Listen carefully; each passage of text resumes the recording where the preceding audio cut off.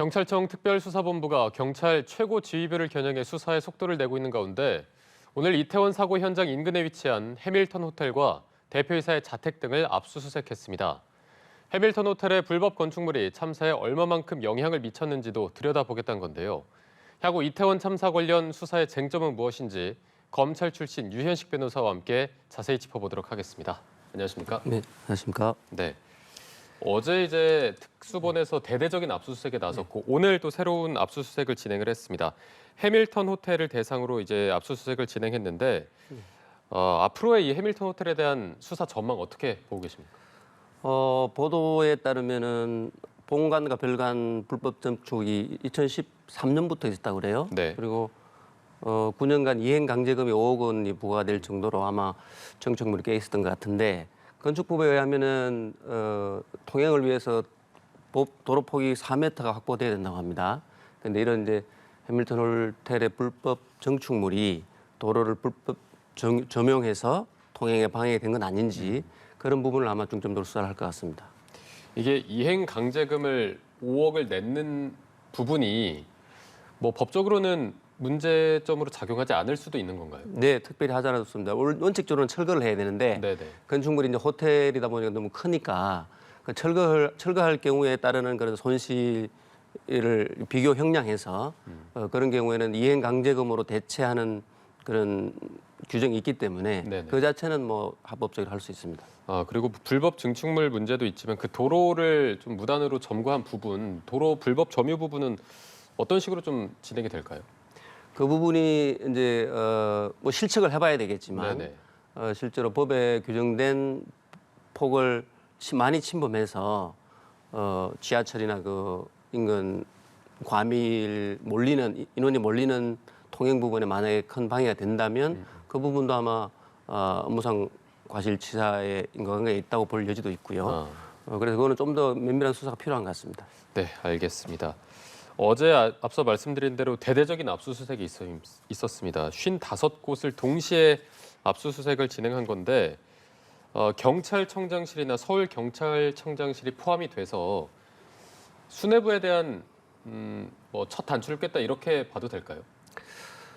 일단 그 집무실에 대한 영장이 발부된 것으로 봐서는 어느 네. 정도 혐의가 어느 정도는 소명이 된다. 그래서 수사할 필요가 있다. 이렇게 이제 법원이 판단한 것 같고요. 아마 그 뭐 상징적인 의미도 있는 것 같습니다.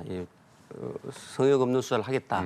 그런 취지도 있고 또 보도에 따르면은 경찰청장 같은 경우에는 사고 발생 후에 거의 뭐 한참 후에 사고 사실을 인지했고 서울경찰청도 마찬가지인데 그 과정에 있어서 어떤 현장에서 보고가 올라왔는데 특별한 조치를 취하지 않았는지 그런 부분을 살펴봐서 그런 혐의가 인정된다면 아마 입건될 소지도 있다고 봅니다. 네.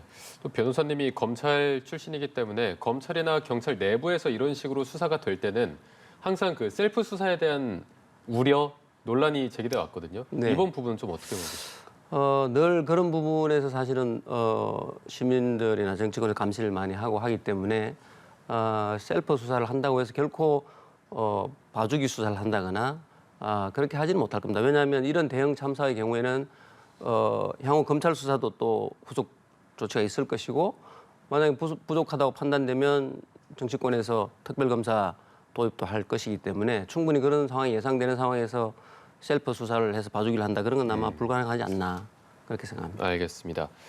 앞서 이제 혐의가 어느 정도 소명된 것으로 봐서 압수수색이 진행이 됐고 또 상징적인 의미도 있다고 하셨는데 혐의가 적용이 된다면 수뇌부에게 혐의가 적용이 된다면 어떤 혐의가 적용될 거라고 예상하십니까? 가장 일반적으로 예상할 수 있는 건 업무상 과실치사상의 공범, 그다음에 직무유기 아마 두 가지 정도로 보이는데요.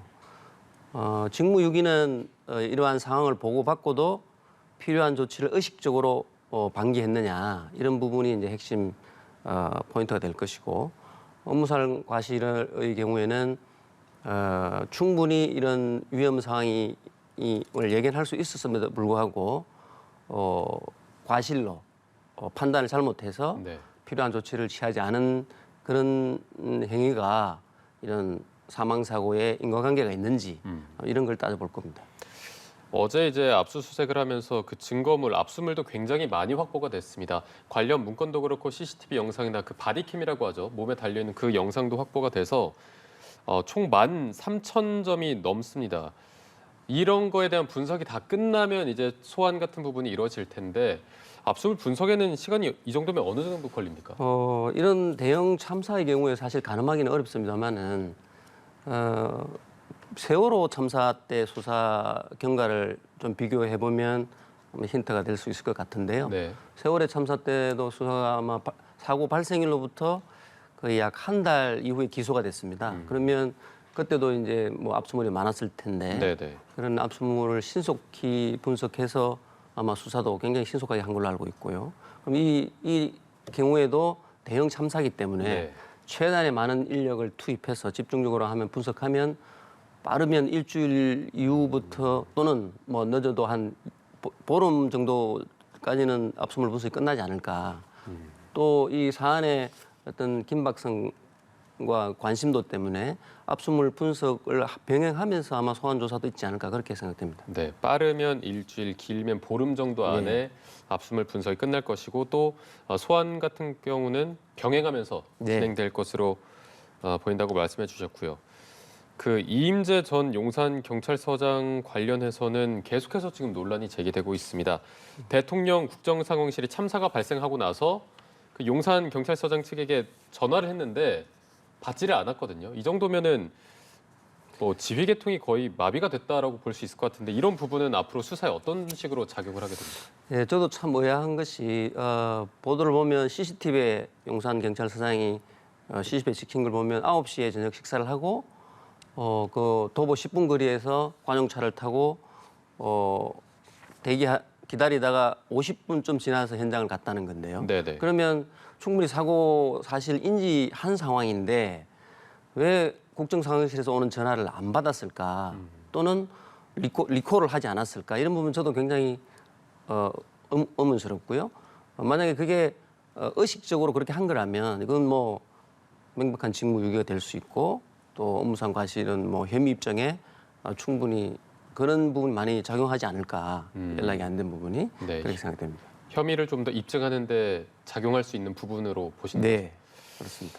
그리고 또 이제 참사 이전에 이번에 좀 이렇게 헬로윈 때 모이는 게 걱정이 된다, 우려스럽다라는 보고서가 올라갔는데 그게 묵살이 됐고 참사 이후에는 그게 삭제됐다는 의혹까지 지금 있어서 이 부분에 대한 수사도 진행이 될 것으로 보입니다. 일단 뭐 정보 과장, 정보 개장은 입건이 됐는데 이 수사는 어떤 식으로 진행될 거라고 보십니까? 두 가지 경우로 상정해 볼 수 있을 것 같아요. 네. 일선 경찰관이 작성한 정보 보고서를 정보 계장과 정보 과장이 보고 본인들 판단하에 묵살을 한 건지 네. 아니면 서울경찰청장이나 상부에 보고를 다 했는데 상부에서 묵살 지시가 내려와서 묵살이 된 건지 그 네. 부분이 조사가 돼야 될 것 같고요. 이 정보 보고서를 파일을 삭제한 이건 뭐 명백히 죄가 될 겁니다. 그거는 뭐 공용 전자기록 손상도 될 것이고 공용물 관리에 관한 법률 위반도 될 것이고 그렇게 될 텐데 이제 과연 정보과장과 정보계장이 자기들의 죄책을 숨기기 위해서 그렇게 한 건지 자체적으로 판단해서 삭제를 한 건지 아니면 윗선의 지시를 받아서 한 건지 만약 윗선의 지시를 받았다면 윗선은 직권 남용 혐의가 적용될 수 있겠죠. 네. 그래서 그 부분은 그 두 가지 정도의 포인트를 가지고 수사를 해봐야 될 것 같습니다. 이제 자체적으로 판단해서 묵살하고 삭제했을 가능성과 네. 상부에 의해서 어떤 지시가 내려왔을 가능성. 만약에 상부에서 지시가 내려왔다면 윗선으로 향해 갈 가능성도 충분히 있을 텐데 충분히 만약에 있다고 봅니다. 본인들이 판단을 했다라고 된다면 거기서는 이제 수사가 거의 종결될 가능성이 그렇습니다. 요 현안만으로는 그렇게 중단될 수밖에 없습니다. 왜냐하면 유선에 보고가 안 된 상태이기 때문에 네네. 유선이 그런 짓을 했을 리가 없고 그렇다면 결국 자기들이 잘못 판단해서 현장 상황을 잘못 판단해서 초동구치를 잘못했는데 나중에 확인해 보니까 정보 보고서 와 있었다. 그럼 이게 증거가 될 수 있으니까 그걸 지워라 뭐 이렇게 하지 않았나 그렇게 생각될 수 있습니다. 알겠습니다. 그리고 지금 뭐 류미진 총경 같은 경우는 이제 상황관리관으로 근무를 했는데 당초에는 이제 직무유기 그리고 업무상 과실치사상의 혐의가 적용됐습니다만 지금 혐의가 정정이 됐습니다. 직무유기만 적용한다는 건데 이걸 저희가 어떻게 해석해야 될까요? 직무유기는 이 당시에 이제 유 총경이 아마 당직 상황관리관이었던 것 같은데 네네네. 당직 상황관리관이었으면 현장에서 일선에서 오는 보고를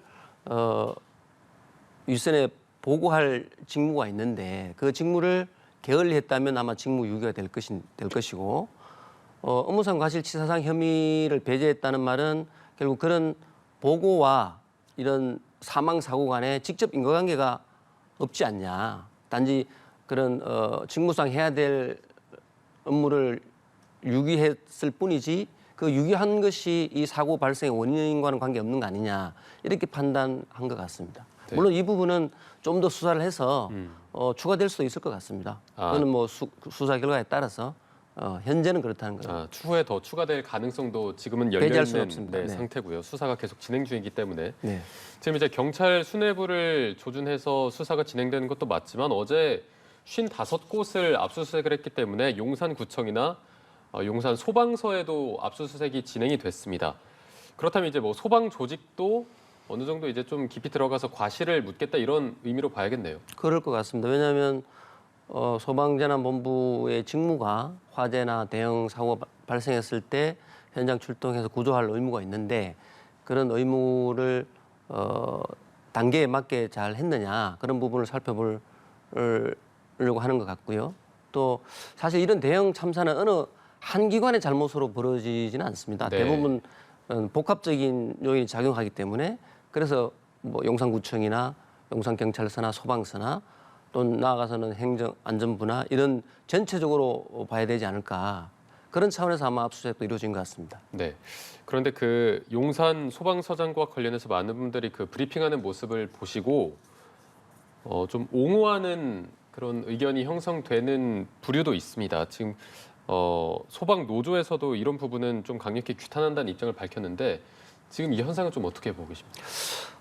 물론 뭐 면밀한 내용을 살펴봐야 되겠지만 제가 보도를 보고 느낀 점은 최초 이 사고가 생긴 게 10시 14분에 아마 최초 사고가 생겼는데 그래서 용산 소방서장이 현장을 내가 지휘하겠다고 선언한 게 11시 5분인가 그렇더라고요. 그래서 네네. 거의 한 50분 뒤에 그렇게 했는데 그러면 그 50분 동안 소방서장으로서 과연 어떤 일을 했는지 그 자기 직책에 맞는 역할을 한 건지를 살펴봐야 될 것 같고요. 아마 경찰에서 용산수장도 입건한다고 하는 이유가 아마 제 견해는 그 50분 사이에 현장 지휘팀장과 용산소방서장 간에 어떤 대화가 오고 갔고 거기서 용산소방서장이 어떤 조치를 취했는지 그 부분을 들여다봐야 되지 않을까 싶습니다. 그래서 그 이후에 용산소방서장이 내가 지휘하겠다고 선언한 이후에 한 조치들은 뭐 굉장히 열심히 한 것 같아요. 네네. 그걸 보고 아마 일반 시청자들은 열심히 한 사람을 왜 입건하냐, 꼬리 자르게 하느냐 이렇게 비판하시는 것 같은데 제가 생각하기에는 어쨌든 그 최초 사고와 본인이 지휘하기 시작한 그 50분 사이에 어떤 조치를 취했는지 그 부분은 살펴봐야 될 것 같습니다. 네, 이렇게 사고가 발생하고 본인이 지휘하겠다 선언하기까지 그 공백 50분을 네. 살펴보겠다는 취지이고 네. 그런데 이런 상황에서 국민들의 어떤 여론이 좀 옹호하는 입장이 많을 때 이런 부분들이 수사에도 어느 정도 좀 고려가 됩니까? 어떻습니까? 뭐 수사하는 사람도 사람이니까 심리적인 압박은 받겠죠, 당연히. 그렇지만 경찰 수뇌부부터 일선 현장 경찰관까지 총체적으로 하는 수사에 있어서 그런 동정 여론 때문에 형평에 안 맞게 처리를 한다. 그건 있을 수 없다고 생각합니다. 알겠습니다. 이 공백 50분에 대한 수사 부분도 이루어질 것으로 보이고 그리고 그 소방 대응 1단계에서 2단계가 발령이 된 게 그 8분 정도의 공백이 있거든요. 이 정도면은 좀 늦게 발령이 된 편인지 어떻게 보십니까? 그 부분은 제가 소방 전문가가 아니라서 사실 이게 늦느냐 아니냐 제가 판단하기에는 좀 어려운 부분이 있고요. 이 부분에 대해서 지금 이제 수사가 이루어진다는 거죠. 네네. 그래서 그 부분은 아마 그 매뉴얼을 봐야 될 것 같습니다. 그 소방 1단계, 2단계, 3단계 발령하는 매뉴얼을 봐서 그게 과연 8분이라는 시간이 지체된 거냐 아니면 적절한 거냐 그거는 매뉴얼을 봐야 판단할 수 있을 것 같습니다. 네. 그래서 그런 부분을 아마 특수본에서 아마 잘 살펴볼 것 같습니다. 알겠습니다. 그런데 그 당시 이제 소방이 무전해서 경찰에 대한 요청을 계속합니다. 경찰이 빨리 출동을 빨리 와라 이런 독촉해달라 이러고 이런 요구도 있는데 이런 부분은 수사에서 어떻게 또 진행이 됩니까? 이거는 굉장히 중요한 단서입니다. 왜냐하면 업무상 과실치사상에 공범이 되느냐 안 되느냐 또는 직무유기 혐의를 적용할 수 있느냐 없느냐에 의해서 굉장히 중요한 증거일 수 있습니다. 왜냐하면 일선에서 계속 이런 문전을 한 기록은 남아 있고요. 그러면 경찰 상부에서도 계속 이런 보고 올라갔을 텐데 왜 용산경찰서장은 국정상황실과 1시간 넘게 통화가 안 되고 또 서울지방경찰청장이나 경찰청장 역시 이러한 사태를 빨리 인지하지 못한 이유가 뭔지 네네. 그런 부분을 판단한 단서는 굉장히 이제 중요한 단서인 겁니다. 알겠습니다. 이런 부분도 이제 중요 단서로 작용해서 수사 과정에 고려가 될 것으로 보이는데 이제 경찰 특별수사본부가 윗선을 향해서 수사를 계속하고 있다라고는 저희가 말씀드립니다만 그 윗선이 어디까지일 것인가? 어제 대대적으로 압수수색을 진행했지만 행안부, 서울시는 빠졌습니다. 그래서 여기까지가 가는 게 윗선이 아닐까? 혹은 이 지휘 체계가 어디까지를 의미하는 것인가? 이 부분에 대해서도 의견이 많은 것 같습니다. 이 점은 좀 어떻게 해석하십니까? 수사라는 게 처음부터 모든 그림이 그려지는 건 아니거든요. 처음에는 일선 현장부터 시작을 해서 조사를 하다 보면 점점 이제 범위가 밝혀지고 그렇게 되면 다시 추가 압수수색도 하고 다시 뭐 추가 진술도 받고 이렇게 점점점 확대되고 올라가는 게 수사의 기본 원칙이기 때문에 네네. 지금 단계에서 과연 윗선이 어디라고 단정하기는 어렵고요. 계속 진행되면서 추가 입건 여부도 아마 더 밝혀지지 않을까 싶습니다. 네, 어쨌든 계속해서 수사 상황을 저희가 지켜봐야 할 것으로 보입니다. 저희가 이태원 참사 관련해서 수사의 쟁점 짚어봤습니다. 검찰 출신의 유현식 변호사와 함께했습니다. 오늘 고맙습니다.